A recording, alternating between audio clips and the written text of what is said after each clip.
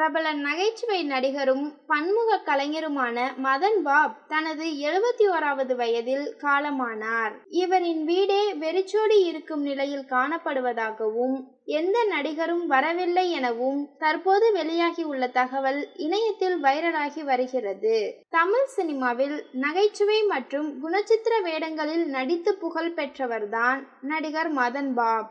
இவர் நடிகர் விஜயின் பூவே உனக்காக, ஃப்ரெண்ட்ஸ், கண்ணுக்குள் நிலவு, யூத், நடிகர் அஜித்குமாரின் வில்லன், கமலஹாசனின் பம்மல் கே சம்பந்தம், வசூல்ராஜா MBBS உள்பட 150 திரைப்படங்களுக்கு மேல் நடித்துள்ளார். குறிப்பாக அவருடைய முகபாவனைகள் தனித்துவ சிறப்பு மிகவும் பிரபலம். சமீபத்தில் புற்றுநோயால் பாதிக்கப்பட்டு அதற்காக சிகிச்சை எடுத்து வந்துள்ளார்.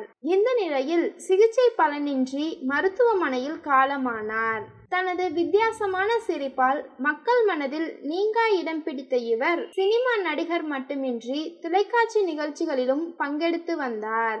நிகழ்ச்சி தொகுப்பாளர், நிகழ்ச்சி நடுவர் உள்ளிட்ட பணிகளையும் செய்த இவரின் இறுதி சடங்கில் இவர் பணியாற்றிய அசத்த போவது யாரு நிகழ்ச்சி குழுவில் இருந்து யாரும் வரவில்லை எனவும் நடிகர்கள் யாரும் வரவில்லை எனவும் ஒரு செய்தி வெளியாகி இணையத்தில் வைரலாகி உள்ளது.